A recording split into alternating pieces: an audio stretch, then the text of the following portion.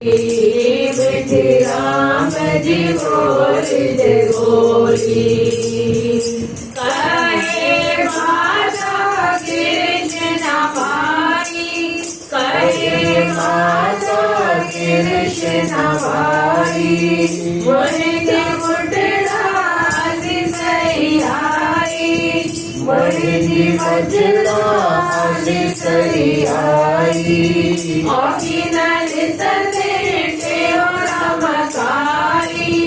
अखिलन सने के रमकारी तुझे रंग में रजती चोली तुझे रंग में रजती चोली बुढ़ा बिंगे में जय लोली बुढ़ा बिंगे में जय लोली बेटे राम जी बोल जय बोली बेटे राम जी बोल जय बोली। वो सद्गुरु स्वामी देवराम महाराज की जय।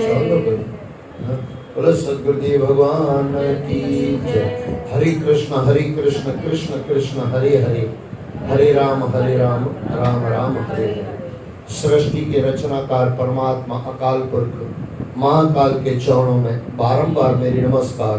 सृष्टि के मालिक गुरु परंपरा गुरु पद और सभी गुरुओं के चरणों में यानी सृष्टि के मालिकों गुरुओं के चरणों में बारंबार मेरी नमस्कार। सभी के माता पिता और सभी के माता पिता और आप सभी के चरणों में आप सभी के माता पिता के चरणों में बारंबार मेरी नमस्कार और आप सभी के चरणों में भी बारंबार मेरी नमस्कार और आप सभी को प्यार भरी सतनाम साखी सतनाम साखी सतनाम साखी। ईश्वर की और गुरुओं की परम असीम कृपा से और हमारे श्रीमद् भागवत महापुराण की कृपा से हम सत्संग में जुड़ रहे हैं। आइए जुड़ने से पहले रोज वाली प्रार्थना कर लें। हम जीवन में सफल हैं, जीवन को सफल करना है।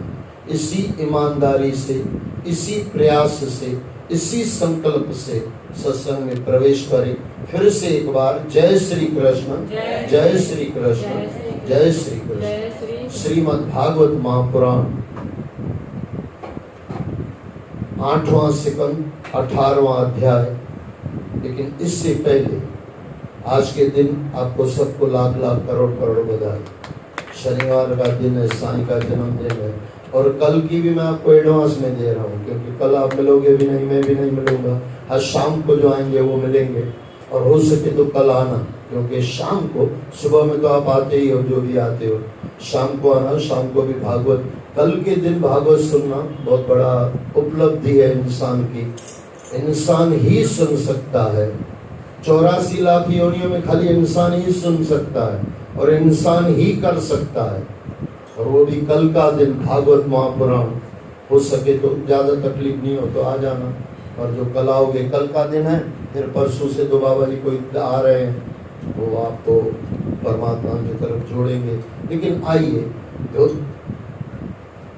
गुरुओं की कृपा है और ये दिन ऐसे जाने मत देना। आप कहीं जाओ बहुत बढ़िया, यहाँ भी आओ बहुत बढ़िया, और कहीं न जा सको मजबूरी हो तो कल का दिन नाम सिमरन मत छोड़ना। जितना हो सके और जितना हो सके दान पुण्य भी कर लेना जी। लेकिन जहाँ आपको देना हो, उसका मतलब ये नहीं कि मैं कह रहा हूँ तो मुझे देना, जहाँ आपकी इच्छा हो। कल का दिन बहुत कुछ दिन है ना, कुछ मस्त होते हैं, उनको गंवाया मत करो। वैसे जीवन ऐसे ही जा रहा है, 4 गंवाया सोई पे 4 गंवाया खाए, हीरे जैसा जन्म है कौड़ी बदले जाए। व्यर्थ में हमारा जन्म जा रहा है ना, कर क्या रहे हैं हम। कल मैंने आपको कहा, रात को सोते समय बैठ के सोचना, आज के आज अभी के अभी अगर मैं मर जाऊं तो वापस मनुष्य जन्म परमात्मा दे, ऐसा कुछ किया है क्या भाई? और नहीं किया है तो बहुत बड़ी खोट है। लेके आए थे मनुष्य जन्म और जाएंगे 84 लाख योनियों में, खोट नहीं है। कुत्ता आपको 5-10 हजार में मिल जाएगा, आप खुद को कितनों में बेचोगे? करोड़ में भी बेचोगे क्या? यानी आप करोड़ों अरबों से भी ज्यादा ऊपर हो ना। कुत्ता है, बिल्ली है, हर जानवर मिल जाता है पैसे से। आजकल बंद है, अच्छी बात है, बराबर ना।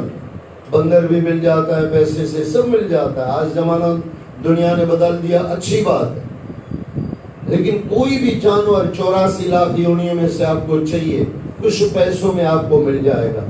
इंसान आपको मिलेगा क्या? इंसान अगर आपको मिलेगा तो काम के लिए, आधा एक घंटे के लिए। अच्छा, वो भी दिल से कर रहा है नहीं कर रहा है आपको थोड़ी पता है क्या? आप भी कितने में बिकोगे? पॉसिबल ही नहीं। बेचेंगे, क्यों बेचेंगे भाई? ऐसे कहते हैं ना, गुरु के पास कोई शिष्य आया, बोले बाबा परमात्मा ने मुझे कुछ नहीं दिया, सबको दिया, मुझे कुछ नहीं दिया। बोले बेटे एक आंख दे दे, 1 लाख रुपया। उस जमाने में बाबा जी बोल रहे थे दे दूंगा। दोनों आंख दे दे, 4 लाख दे दूंगा। बोले बाबा पागल हो गए हो क्या? बोले ठीक है, एक टांग दे दे। बोलो टांग और पैर की तो हाथों और ये दोनों चीजें ऐसी है, हाथ और पैर दोनों चाहिए, उसके बगैर काम नहीं होगा। कभी बैठ के सोचना, एक आंख हो तो भी काम चल सकता है कि नहीं, और एक ही कान हो तो भी काम चल सकता है कि नहीं। किडनी 2 होती है, एक ही हो तो चल सकता है कि नहीं। परमात्मा ने ज्यादा दिया ना। तुम संत महात्मा ने कहा चलो पैर मत दो, हाथ मत दो, एक आंख दे दो, तेरा कोई काम अटकने वाला नहीं है। उस जमाने में किडनी नहीं थी, लेकिन किडनी वालों को तो पता ही नहीं चलता है कि इसने किडनी दी है, बराबर के नहीं। वो तो खुद बताएगा, या उसका कहीं देखोगे आप शरीर में, तब जाके पता चलेगा। लेकिन कभी बैठ के सोचना, इतना अरबों खरबों में भी न मिले मनुष्य जन्म। ये अरब खरब भी मेरे पास, इससे ज्यादा संख्या नहीं है मेरे पास। मिलता है क्या इंसान? किसी को बुरा मत लगे, आपका कोई प्रिय व्यक्ति, आपका पति हो, आपका बेटा हो, भगवान न करे बेटा हो, भाई हो, कोई मर गया हो, अरबों खरबों में भी आपको वापस मिलेगा क्या? मिलेगा क्या? हम कुछ भी कर ले, साईं हमको वापस मिलेगा क्या? हाँ ठीक है, दर्शन दे के आके वापस चले जाएंगे। लेकिन बात बरोबर समझना, ऐसा मनुष्य जन्म अगर गुरुओं को समर्पित नहीं किया ना, बहुत बड़ा पछतावा हो जाता है। और ये मनुष्य जन्म पछताने के लिए नहीं मिला है, सही कार्य करने के लिए मिला। और सही कार्य क्या है? श्रीमद् भागवत महापुराण। आइए उसमें हम प्रवेश करें जितना हो सके। और 8वां सिकंद 18वां अध्याय, भगवान वामन का राजा बलि की यज्ञशाला में प्रवेश। श्री सुखदेव जी ने कहा, परीक्षित, जब भगवान ने अदिति के गर्भ से जन्म लिया उस समय चंद्रमा श्रवण नक्षत्र पर थे। भाद्रपद मास के शुक्ल पक्ष की द्वादशी थी। उनका जन्म अभिजित मुहूर्त में हुआ था। ये अभिजित मुहूर्त, बीच में मैं थोड़ा आदत आपको पता है, और उसी को सत्संग कहा जाता है। अभिजित मुहूर्त क्या है? आप हाँ सुनो, अभिजित मुहूर्त है ना, आपको कोई मुहूर्त न मिले, रोज अभिजित मुहूर्त होता है। हमारे भगवान राम भी अभिजित मुहूर्त में पैदा हुए थे, और यहाँ पे वामन भगवान के लिए कहा जाता है अभिजित मुहूर्त। अभिजित मुहूर्त रोज 11:40 से 45 मिनट से लेके 12:10 तक रहता है। यहाँ 12:15 समझ लो, उससे ज्यादा नहीं, बस आधे घंटे के 20-25 मिनट का होता है, रोज होता है। अगर आपको कोई मुहूर्त न मिले, ये मुहूर्त में कोई भी कार्य कर लो, आपका वो काम कभी गलत नहीं होगा, ये पक्का है। बिना कारण का मुहूर्त ये मुहूर्त है, और सबसे बढ़िया मुहूर्त, इसमें कोई रुकावट नहीं होती। कई काम ऐसे होते हैं ना कि भाई नहीं मिलता, अब ऐसा जबरदस्ती उस मत कर लेना, लेकिन मजबूरी हो और आपको लगे कि भाई मुहूर्त में मुझे करना है, तो 11:45 के बाद और 12:10 तक पता लेना। 12:30 नहीं होता है, फिर वो बोलो तो कोई मतलब नहीं है। वो 24 मिनट के एक घड़ी का होता है। फिर 12:30 किसी संत ने बोल दिया तो उस समय का होगा, लेकिन ये समय कभी खाली नहीं होता। ये जो मैं बता रहा हूँ, 11:50 से लेके 20 मिनट समझ लो ना, 11:50 से लेके 12:10 मिनट, 20 मिनट हो गया ना, 11:50 और 12:10, 10 मिनट इधर, 10 मिनट कुछ बोल रहे हो? हाँ सुबह में, माफ करना, सुबह मैंने बोला ही नहीं, क्योंकि मुझे ऐसा था कि राम ने जन्म सुबह में लिया तो आपको पता होगा, कृष्ण की बात हो तो राम को जन्म लिया, रात को जन्म लिया, और कृष्ण राम ने सुबह में जन्म लिया, दोपहर में 11:50, 12 समझ लो ना, 12 परफेक्ट टाइम है उसका, मध्याह्न इसको कहा जाता है। और ये समय में आपने कोई भी मुहूर्त किया है, कोई भी अच्छा काम किया है, आपका कभी असफल नहीं होगा। इसके लिए अभिजीत मुहूर्त कभी आपको जरूरत पड़े तो इसका उपयोग आप कर सकते हो। उनका जन्म अभिजीत मुहूर्त में हुआ था। उनके जन्म को सभी ने मंगलमय बताया। उस द्वादशी को विजय द्वादशी के नाम से जाना जाता है। देखो ये कभी कभार ये विजय द्वादशी, लेकिन फिर मैं वापस आपको दोहरा दूं, अब कोई संत आपको 12:30 कहे उसे झगड़ा मत करना, या मेरे से झगड़ा मत करना, उसने 12:30 बोला। कभी कभार क्या है, उस दिन 12:30 का है तो संत ने बोल दिया 12:30, या कल का 12:30 है तो बोल दिया 12:30। लेकिन ये 99% कभी भी गलत नहीं होता। कभी कभी ऐसा भी हो जाता है अभिजीत मुहूर्त नहीं भी होता है, वो भी संत को पूछ लेना, बाबा जी को पूछ, कभी एक आध दिन नहीं होता है। हाँ, बुधवार को नहीं होता है। देखो ये मुझे भी पता नहीं था, अच्छा आपने बता दिया, बुधवार को माइनस, लेकिन 20 मिनट पक्का है, इसमें आपको कोई मना नहीं करेगा, बराबर ना। तो उसमें कहीं ऐसे नहीं कि भाई वो संत ऐसे, वो बात आपकी सही है, लेकिन ये मुहूर्त में कभी इसमें फेरफार नहीं होता। 11:50 से 12:10 तक इसमें समय समाप्त, कभी नीचे हो जाता है, कभी ऊपर हो जाता है, लेकिन ये 20 मिनट कभी भी नहीं जाते, ये बीच में आते ही है। इसके लिए तो यहाँ पे थोड़ा ध्यान रखना, विजय द्वादशी के नाम से जाना जाता है। भगवान के जन्म के समय मंगल गान गाए जाने लगे। वह दोपहर का समय था। आकाश से पुष्प वर्षा होने लगी। गंधर्व और अप्सराएं नृत्य करने लगी। शंख, ढोल, मृदंग और मजीरे बजाए जाने लगे। महर्षि कश्यप ने भगवान को अपनी योग माया से शरीर धारण करते देखा तो वे विस्मय में भरकर आनंदित हो उठे। अदिति तो अपने पुत्र को देखकर धन्य हो उठी। कुछ ही समय में भगवान ने वामन ब्रह्मचारी का रूप धारण कर लिया। उनके उस अद्भुत रूप को देखकर सभी उनकी जय जयकार कर उठे। बोलो वामन भगवान की जय। महर्षियों ने उनके सभी जात कर्म संस्कार करवाए। जब उसका उपनयन संस्कार होने लगा तो गायत्री के अधिष्ठाता सविता ने स्वयं उन्हें गायत्री का उपदेश दिया। देखो कभी गायत्री मंत्र आपको बोला जाता है कि गायत्री मंत्र जप करो, लेकिन इससे पहले विश्वामित्र महाराज को नमस्कार कर लेना, क्योंकि माल उनका है। अगर उनको नमस्कार कहीं नहीं किया तो फल आधा हो जाएगा, ये याद रख लेना। जब भी आप गायत्री मंत्र बच्चे को बोलो या खुद करो तो पहले विश्वामित्र महाराज के चरणों में नमस्कार करो। जिसका माल है उसको पहले नमस्कार। कुछ चीजें चली गई संसार, कोई भी किसी ने भी बोल दिया गायत्री मंत्र जब करे, जिसका मालिक है उसको पहले नमस्कार तो करे, उसका माल खा रहे हो।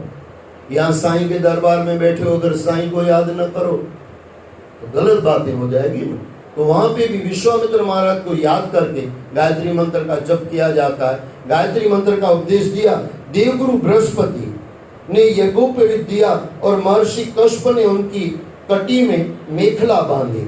पृथ्वी ने उन्हें कृष्ण मार्ग का चर्म, चंद्रमा ने दंड, माता अदिति ने कौपिन और कटी वस्त्र एवं आकाश ने शस्त्र प्रदान किया। अब देखो ये यहाँ पे बहुत सारी चीजें दी जा रही है, लेकिन माता अदिति ने क्या दिया? कौपिन।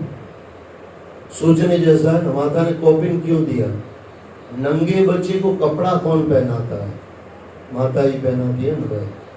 और नंगा यानी अगर अवगुण है तो वो भी तो नंगा है ना। गुण कौन देता है? माता ही देती है। माता, पिता और गुरु, यही तो गुण देते हैं ना। यहाँ दादा दादी परिवार के बड़े, लेकिन सबसे पहले माता गुण देती है। और माता कपड़े के गुण भी देती है, यानी कपड़ा पहनाने भी सिखाती है, और संसार के गुण भी देते हैं। जो गुण है ना हमारे कपड़े हैं, अवगुण है ना ये नंगापन है, ये याद रख लेना। माता ने कौपिन दिया और वही दिया जहाँ पे इंसान ज्यादा नंगा कहा जाता। माता अदिति ने कौपिन और कटी वस्त्र एवं आकाश ने शस्त्र प्रदान किया। ब्रह्मा ने करमंडल, सप्त ऋषियों ने कुश और सरस्वती ने रुद्राक्ष की माला समर्पित की। यज्ञों के राजा कुबेर, अब देखो यहाँ हर चीज का कोई कारण होता है, लेकिन सब में तो नहीं जा पाएंगे। सप्त ऋषियों ने कुश और सरस्वती ने रुद्राक्ष की माला दी। सरस्वती माता क्या है? वाणी है। वाणी से क्या करना है? जप करना है। उसके लिए क्या चाहिए? माला चाहिए। रुद्राक्ष की माला दी। अच्छा, सप्त ऋषियों ने क्या दिया? कुश दिया। ब्राह्मण जो पूजा पाठ करवाते हैं वो कुश आके, वो आपको पता हो तो ये अंगूठी करा के फिर वो किया जाता है। हर चीज का कोई कारण है, यूं ही नहीं दिया जाता। जैसे आजकल शादी में किसी ने भी कुछ दे दिया, ऐसे पहले नहीं होता था। कौन दे रहा है, किसको दे रहा है? अच्छा, हम छोटों को बोलते हैं शाबाश है आप। अब साईं ने बहुत अच्छा काम किया तो अब साईं को नहीं बोल सकते हो साईं शाबाश करो, बहुत गलत कर दिया आपने। साईं को धन्यवाद दी जाती है, बड़ों को धन्यवाद दी जाती है, छोटों को शाबाशी दी जाती है। मैंने एक बार कोई ऐसा कुछ हुआ था तो बीच में कोई आया था कि बाबा जी का प्रसाद लेके, मैं बोला बाबा जी को बोलना धन्यवाद आपका। बोले साईं को आप बोलोगे धन्यवाद? मैं बोला हाँ भाई मैं बोलूंगा। साईं को जाके बोलना, साईं जाने मैं जानू। बड़ों को धन्यवाद दी जाती है, छोटों को शाबाशी दी जाती है। दोनों में अंतर है। धन्यवाद छोटा बड़े को देगा और बड़ा छोटे को शाबाशी देगा, ये याद रख लेना। ऐसे नहीं बाप को बोलो शाबाश शाबाश पुत्र, वो बाप है तुम्हारा उनको धन्यवाद दी जाती है। सप्त ऋषियों ने कुश और सरस्वती ने रुद्राक्ष की माला समर्पित की। यज्ञों के राजा कुबेर ने उन्हें भिक्षा पात्र और भगवती उमा ने उन्हें भिक्षा दी। उसके बाद वटु वेक्षधारी भगवान ने हवन किया। परीक्षित, उसी समय उनसे कहा गया कि दैत्यराज बलि भृगुवंशी ब्राह्मणों के आदेशानुसार अश्वमेध यज्ञ कर रहे हैं, उन्हें वहां जाना चाहिए। भगवान वामन ने तत्काल वहां की यात्रा की। नर्मदा नदी के उत्तरी तट पर भृगुकुश नाम का एक सुंदर स्थान है। वहीं पे भृगुवंशी ब्राह्मण राजा बलि से अश्वमेध यज्ञ करा रहे थे। उन लोगों ने दूर से भगवान वामन को आते देखा तो ऐसा प्रतीत होने लगा जैसे उस और सूर्य देव हुआ हो। उसके तेज से वहां बैठे सभी ब्राह्मण, यजमान और अन्य लोग निस्तेज से हो गए। उन्हें लगा कि जैसे यज्ञ देखने के लिए स्वयं सूर्यदेव, अग्नि और संत कुमार चले आ रहे हैं। भृगु पुत्र शुक्राचार्य भी ऐसी ही कल्पना करने लगे। उसी समय हाथ में शस्त्र, दंड और जल से भरा करमंडल लेकर भगवान वामन ने वहां प्रवेश किया। इस प्रकार अपनी माया से बोने बने ब्राह्मण वेश में ब्रह्मचारी भगवान ने जब वहां प्रवेश किया तो सभी आदर के साथ एकाएक उठ खड़े हुए। उन्होंने भगवान वामन का आदर सत्कार किया और उन्हें आसन प्रदान किया। दैत्य राजा बलि ने उनसे कहा, ब्राह्मण कुमार, मैं आपका स्वागत करता हूँ और आपको नमन करता हूँ। आज्ञा कीजिए, मैं आपकी क्या सेवा करूँ? आपको देखकर मुझे ऐसा प्रतीत हो रहा है जैसे ब्रह्म ऋषियों की तपस्या के मूर्तिमान होकर यहाँ पधारे हो। आज आप मेरे घर आए, इससे मेरा वंश पवित्र हो गया और मेरे पितर तृप्त हो गए। मेरा यह यज्ञ भी सफल हो गया। हे ब्राह्मण कुमार, आपके पांव पखारने से मेरे सारे पाप नष्ट हो गए। विधि पूर्वक यज्ञ करने से जिस फल की प्राप्ति होती है वह मुझे अनायास ही प्राप्त हो गया। मुझे आज ऐसा प्रतीत हो रहा है कि आप किसी इच्छा से ही यहाँ पधारे हैं। आप जो चाहते हैं वह मैं आपको दूंगा। गाय, सोना, चांदी, सुसज्जित घर, पवित्र अन्न, पीने का जल, सोमरस, विवाह हेतु कुंवारी कन्या, सब संपत्तियों से भरे गांव, घोड़े, हाथी, रथ, जो कुछ भी आप चाहते हैं मांग लीजिए। मैं आपको बिना किसी हिचकिचाहट के वह सब दूंगा जिसकी आपको इच्छा है। मांगने पर मैं अपने वचन से पीछे नहीं हटूंगा। आप चाहें तो तीनों लोगों की संपदा भी मैं आपको दे सकता हूं। 5-1 मिनट बढ़ जाएगा, अध्याय थोड़ा लंबा है, चलाएंगे, पूरा करें, कुछ फिर और करें। मना 56 खन हलता चलेगा ना? हाँ भाई, ताली बजाओ अपने लिए। 1 मिनट तो मैंने वैसे ही गवा दी।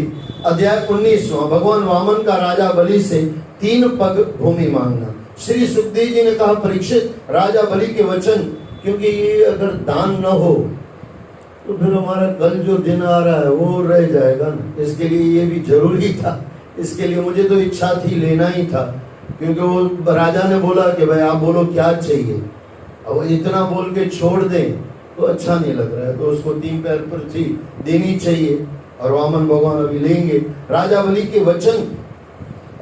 के वचन धर्म भाव से भरे हुए थे और मधुर थे।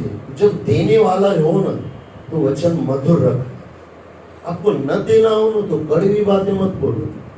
किसी भिखारी को नहीं देना हो फिर उसको चिल्ला रहे हो आप। अब एक तो आप नहीं दे रहे हो, वो गलती कर रहे हो, और चिल्ला रहे हो, वो दूसरी गलती कर रहे हो।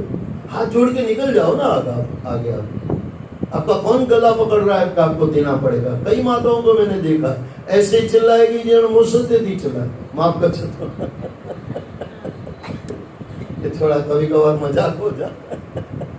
अब पति पे ऊपर आपका अधिकार है, उसको उसके ऊपर चिल्ला सकते हो। भिखारी भी का और आपका अधिकार नहीं है। पति पे तो अधिकार है ना, ता न चिल्लाएंगे तो केर चिल्लाएंगे, ऑफिशियली ताके अधिकार है। राजा बलि के वचन धर्म भाव से भरे हुए और मधुर थे। भगवान वामन ने मुस्कुराकर उसका अभिनंदन किया। भगवान ने कहा, राजन, आपने जो कहा वह आपकी कुल परंपरा के अनुसार है। धर्म भाव से भरा हुआ, मधुर और आपके यश को बढ़ाने वाला है। आपकी वंश परंपरा में कोई भी कुर्पण और धैर्यहीन नहीं रहा। राजा बलि को कह रहा है, थोड़ा बड़ा चढ़ा के वामन भगवान कह रहे हैं, क्योंकि कुछ लेना है। जिससे लेना हो उसको भी थोड़ा सोच समझ के बोला करो। भृगु पात्र शुक्राचार्य जिसके गुरुओं और प्रहलाद जैसे भक्त पितामह हो। ये बात तो सही है ना भाई? प्रहलाद जैसा भक्त, अर्थ गलत मत लेना। प्रहलाद जैसे भक्त विरले पैदा होते हैं। प्रहलाद को ध्रुव भी है, लेकिन ध्रुव ने राजगद्दी के लिए किया। प्रहलाद ने जब भक्ति की ना, भगवान ने बोले बाप मांग बेटे क्या चाहिए? बोले बाबा कुछ नहीं चाहिए।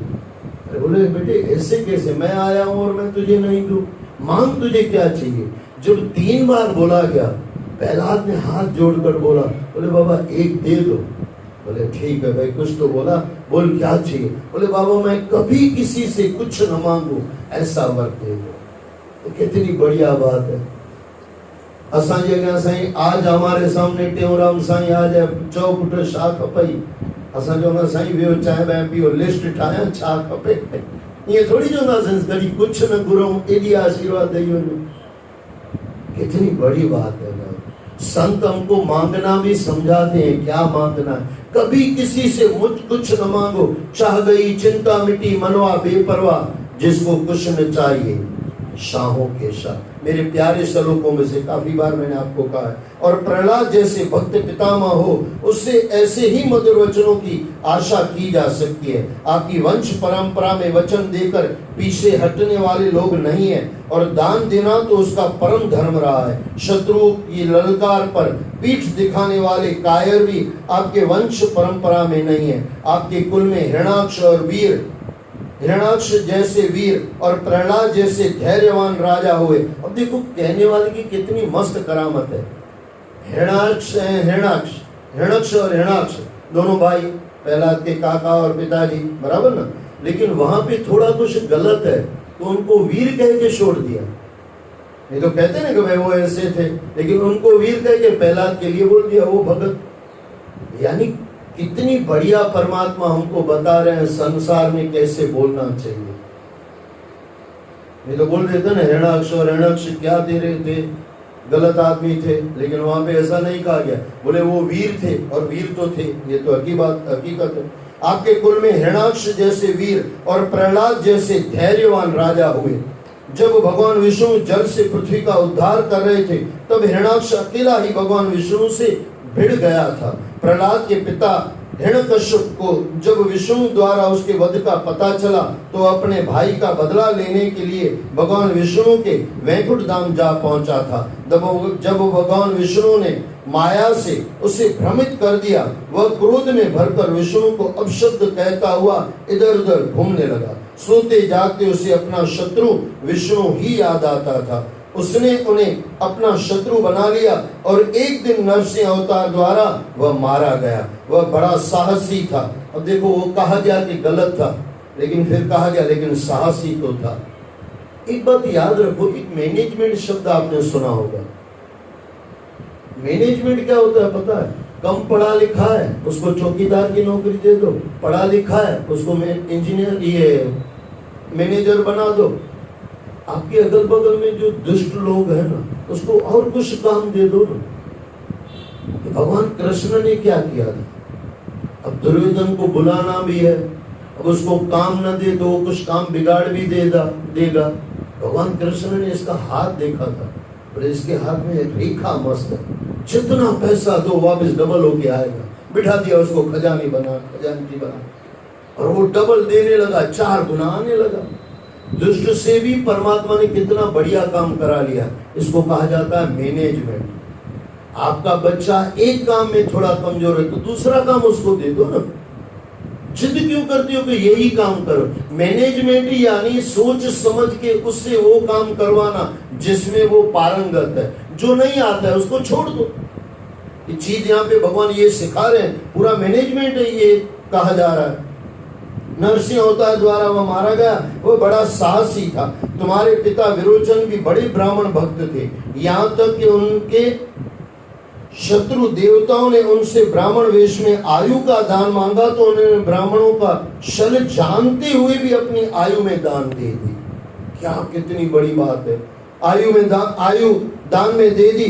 ऐसे दानी थे वे। आप भी उन्हें दानवीर पिता का आचरण करने वाले हैं। आप भी उन्हीं दानवीर पिता का आचरण करने वाले हैं। हे दैत्यराज, आप तो मुंह मांगी वस्तु देने वालों में सर्वश्रेष्ठ हैं। इसलिए मैं आपसे इस पृथ्वी पर अपने पैरों 3 पग भूमि मांगता हूँ। इससे अधिक की मेरी चाहना नहीं है। विद्वान पुरुष को अपनी आवश्यकता के अनुसार ही दान ग्रहण करना चाहिए। इससे वह दान मांगने के पाप से बच जाता है।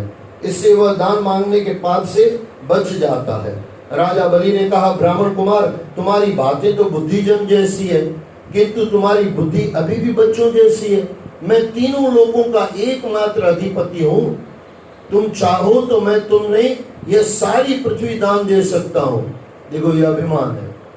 अब ये अभिमान, फिर इसको पता चलेगा बाबा मेरा बाप है, सब ले लेगा, 2 ही हाथ में, 2 ही पैरों में ले लेगा। तुमने मुझे अपने वचनों से प्रसन्न किया। तुमने मांगा भी तो क्या मांगा? केवल 3 पग भूमि। हे ब्राह्मण पुत्र, मेरे पास जो एक बार मांगने आ गया उसे फिर कहीं जाकर मांगने की आवश्यकता ही नहीं पड़ती। 3 पग भूमि को लेकर तुम क्या करोगे? अपनी जीविका चलाने के लिए तुम्हें जितनी भूमि चाहिए उसे मुझसे मांग लो। भगवान वामन भी दिल में कहता था, बेटे थोड़ा चालू तो कर, संकल्प तो कर, फिर तुझे पता चलेगा मैं वामन हूँ कि विराट हूँ, बाद में पता चलेगा। भगवान वामन ने कहा, राजन, संसार के समस्त विषय मनुष्य की कामनाओं को पूर्ण करने में असमर्थ हैं। यदि व्यक्ति संतोषी हो तो उसे 3 पग भूमि भी बहुत है। ये तो भगवान मस्त कह रहे हैं। संतोष वस्तुओं से नहीं होता, संतोष होता है तो वस्तुएं शांति देती है। ये याद रख लेना। कई लोग बोलते हैं इतना मिल जाए तो संतोष हो जाए। रावण को नहीं हुआ, हमको कहां से होगा? कुंभकर्ण इतना सोया तो भी संतोष नहीं हुआ। थोड़ा सोचते जाना, संसार में न कभी किसी का ये दिमाग भरा है न कभी भरेगा। पेट भर सकता है, दिमाग भर नहीं सकता। जरूरतें पूरी हो सकती है, इच्छाएं पूरी नहीं होती। इच्छा दुख की जननी है, जरूरत नहीं। इसके लिए यहाँ पे गुरु मस्त कह रहे हैं, परमात्मा मस्त कह रहे हैं, यदि व्यक्ति संतोषी हो तो उसे 3 पग भूमि ही बहुत है। अन्यथा अच्छा ये नहीं कह रहा है कि 6 पग हो जाए तो संतोषी नहीं, 3 में भूमि में संतोषी। अन्यथा असंतोषी व्यक्ति को कितना भी दे डालो, आगे बात में जो कह रहा था, असंतोषी को, अन्यथा असंतोषी व्यक्ति को कितना भी दे डालो, उसकी चाहत कभी पूरी नहीं होती। मैं फिर दोहरा दूं, जरूरत पूरी होती है और चाहत कभी पूरी नहीं होती। उसके मन में और ज्यादा पाने की लालसा बनी रहती है। लाख आए तो करोड़ चाहिए, करोड़ आई तो अबज चाहिए, और नहीं है तो 10, 20, 50 हजार रुपए से काम चलेगा। गरीब को 10,000 से काम चलेगा, करोड़पति को 10,000 से काम नहीं चलेगा। उसको अरबों खरबों चाहिए। जितना ज्यादा उतनी ज्यादा चाहत हो जाती है, लालसा बनी रहती है। मैंने सुना है कि पृथु और गाय आदि नरेश 7 द्वीपों के अधिपति थे, परंतु इतना मिलने पर भी, अभी ये सुनना, मैंने सुना है कि पृथु और गाय, मैंने सुना है कि पृथु और गाय आदि नरेश 7 द्वीपों के अधिपति थे, परंतु इतना मिलने पर भी वे अपनी तृष्णा पर नियंत्रण नहीं रख सके, और कोई नहीं रख सकता। आप और वो नहीं रख सके तो हम कहाँ रख पाएंगे। इसलिए उन्हें अनेक प्रकार के दुख भोगने पड़े। राजन, जो व्यक्ति भाग्य से मिल जाने वाले पदार्थों पर संतुष्ट हो जाता है, वह अपना जीवन सुख से व्यतीत करता है। इसके विपरीत अपनी इच्छाओं पर नियंत्रण न करने वाले व्यक्ति को यदि तीनों लोगों का राज्य भी दिया जाए तो भी वह दुखी ही रहता है। असंतोष की आग मनुष्य को निरंतर रसातल की ओर ले जाती है। असंतोष की आग मनुष्य को निरंतर रसातल की ओर ले जाती है। वह उसे तब तक जलाती है जब तक उसकी इच्छाओं का अंत नहीं हो जाता। धन और भोगों से संतोष न होना ही जीवन मृत्यु के चक्र में फंसना है। भाग्य से जो मिल जाए उस पर सब्र करने वाला व्यक्ति ही मुक्ति को प्राप्त करने वाला होता है। देखो कितना सरल कहा गया। समय मेरे पास है नहीं, लेकिन इसको थोड़ा समझने का थोड़े में प्रयास करना। भाग्य से जो मिल जाए उस पर सब्र करना। जेको मिलियो उनमें संतोष ऐं जेको न मिलियो उन जा शुक्राना। मुंहिंजी भाषा में चओ न, शुक्राना जेको मिलियो आहे उन जो न, जेको मिलियो आहे उन जो संतोष, जेको न मिलियो आहे उन जा शुक्राना। जो नहीं मिला है उसका शुक्राना, और जो मिल गया है उसका सब्र कि परमात्मा ने दिया है इतना बहुत है। और जो नहीं मिला है उसके परमात्मा से, जो मैंने आपको कहा कि मैं वापस बोलूंगा तो समय निकलता जा रहा है। भाग्य से जो मिल जाए उस पर सब्र, मिल जाए उसमें सब्र, और जो नहीं मिला उसका शुक्राना। व्यक्ति ही मुक्ति को प्राप्त करने वाला होता है। वो इंसान मुक्त हो जाता है। जो ब्राह्मण स्वयं के द्वारा उपार्जित वस्तुओं से संतुष्ट रहता है उसके तेज में वृद्धि होती है। इसके विपरीत जो संतुष्ट नहीं रहता वह नष्ट हो जाता है। दैत्यराज, मेरे लिए 3 पग भूमि ही काफी है। परीक्षित भगवान के इस प्रकार कहने पर राजा बलि हंसने लगे। उन्होंने कहा, अच्छी बात है, जितनी तुम्हारी इच्छा हो उतनी ले लो। ऐसा कहकर राजा बलि ने संकल्प करने के लिए अपना जल का पात्र उठाया। शुक्राचार्य तो आत्मदर्शी थे, वे भगवान को पहचान गए। शुक्राचार्य ने तत्काल दैत्यराज बलि को रोका। विरोचन कुमार, तू इन्हें नहीं जानता, ये स्वयं अविनाशी भगवान विष्णु है। देवताओं का स्वार्थ पूरा करने के लिए इन्होंने यह अवतार ग्रहण किया है। महर्षि कश्यप की पत्नी अदिति की कोख से इसका जन्म हुआ है। तुमने बिना सोचे समझे दान देने का संकल्प कर लिया। मूर्ख, तेरा यह सब कुछ छीन लेंगे। देखो, ये यहाँ पे मूर्ख भी कहा गया, गुरु शिष्य को कहते हैं। लेकिन आज का शिष्य तुरंत थोड़े थोड़े में नाराज हो जाता है। आज के शिष्यों को कोई भरोसा नहीं, कब गुरु से छूट जाए। पहले शिष्य को चिंता रहती थी मेरा गुरु नाराज न हो जाए। आजकल जो लोभी गुरु है, कल यहाँ परसों भी मैंने कहा था, आजकल जो लोभी गुरु है ना, वो शिष्यों की चिंता करते हैं छूट न जाए। अरे भाई, गया आजकल 2000 की नोट भी चली गई, अब गाय की चिंता कर रहा है। भाई, कहने का मतलब समझना, सच्चा गुरु कभी मूर्ख या चर्या या कुछ ऐसा शब्द बोल दे ना, समझना आपको सुधारने के लिए दिए गए। गुरु के ऊपर गर्म होने की बात नहीं है, गुरु को छोड़ने की बात नहीं है। हम मूर्ख हैं तो गुरु मूर्ख बोल रहा है। यहाँ तो अलग अर्थ है, क्योंकि यहाँ पे शुक्राचार्य है, लेकिन ये शुक्राचार्य चाहता तो उसका भला ही है, लेकिन भले में कुछ कई बार ऐसे हमारे बुजुर्ग होते हैं ना, जो चाहते भला है और करा बुरा दे लेते हैं। अभी ये गुरु शुक्राचार्य चाहता भला है, लेकिन भगवान को नाराज करना ये गुरु का काम थोड़ी है। इसके लिए कुछ चेले ने यहाँ पे नहीं माना, फिर भी बलि अमर हो गया। जितना शुक्राचार्य को पूजा नहीं जाता, उससे ज्यादा बलि को पूजा जाता। क्या राजा बलि की महानता होगी, देने में एक पग भी पीछे हुआ नहीं। इतना देखने के बाद भी वो कह सकता था, बाबा जब आप आए थे तब इतने थे और लेने समय इतने बड़े हो गए, इतनी बड़ी चीटिंग कर रहे हो। जैसा आज कोई आके हमारे साथ ऐसा करे तो हम उसको 3 पग पृथ्वी देंगे क्या? लात मार के बाहर से भगा देंगे, भाई निकल बाहर। लेकिन यहाँ राजा बलि ने दिया और सब कुछ पा लिया। मैंने कल भी आपको कहा, राजा बलि का फिर आगे वो हमारा आगे आपको कहानी मिलेगी, फिर वो भगवान उनका दरबान आगे बन गए। कितनी बड़ी बात है। देने वाले को कभी नुकसान नहीं होता, ये याद रख लेना। मूर्ख, ये तेरा सब कुछ छीन लेंगे, देवताओं पर यह अन्याय होगा, यह ठीक नहीं है। ये तुमसे सब कुछ छीन कर इंद्र को वापस कर देंगे।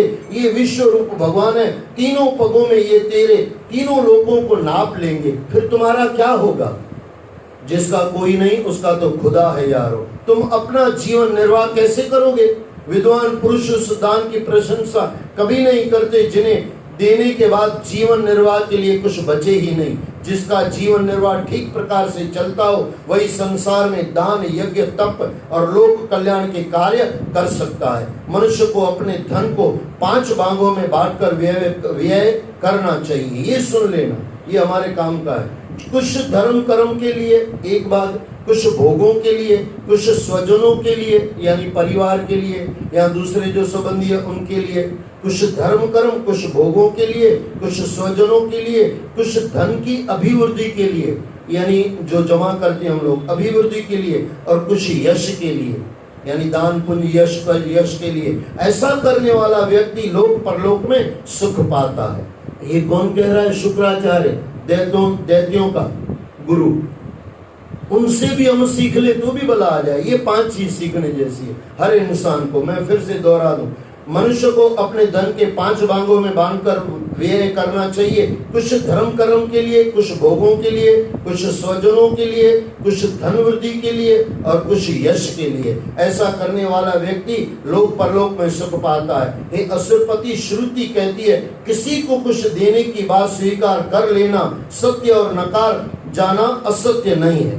किसी को कुछ देने की बात स्वीकार कर लेना सत्य है और नकार कर लेना असत्य है। ये शरीर एक वृक्ष के समान है और सत्य इसका फल फूल है, परंतु यदि वृक्ष ही न हो तो फल फूल कहाँ से आएंगे? नकार जाना, अपनी चीज दूसरे को न देना, अपने संग्रह को सुरक्षित रखना, यही शरीर रूपी वृक्ष का मूल है। जैसे जड़ न रहने पर पेड़ सूखकर गिर जाता है, उसी प्रकार यदि दान देना अथवा धन देना अस्वीकार न किया जाए तो यह जीवन सूख जाता है। देने का भाव ही आपके धन को आपसे दूर कर देता है। इसलिए ऐसी बात ये सुनने जैसा नहीं। वो जो ऊपर है वो हमारे काम का है। ये तो बलि ने भी नहीं सुना, वो सुना। जिसमें कल्याण हो वो सुन लो, जिसमें अकल्याण हो वो कोई भी कहे उसको जाने दो। और हर इंसान को पता है मेरा कल्याण किसमें है, हर सबको पता है। इसके लिए अंत में इसलिए ऐसी बात कदापि नहीं करनी चाहिए। गौ ब्राह्मण के हित के लिए, अब ये करने जैसा सुन लो, गौ ब्राह्मण के हित के लिए और किसी को मृत्यु से बचाने के लिए असत्य कहने में भी कोई निंदा नहीं है। ये करने जैसा है। कहीं कोई ऐसा कुछ हो जाए तो करने में कोई दिक्कत नहीं। अतः इस दान को देने में अपनी असमर्थता प्रकट कर दो। बोलो सद्गुरुदेव भगवान की जय, आज के आनंद की जय। फिर से कल जो गुरु पूर्णिमा है, आपको लाखों लाखों करोड़ करोड़ बधाई। हो सके तो कल सब आना, मैं भी आऊंगा। परसों से तो बाबा जी दूसरे आएंगे, आपको सुनाएंगे। और हो सके तो कल आना, नहीं तो राम राम, फिर कभी मिलेंगे। सतनाम साखी, सतनाम साखी, सतनाम साखी।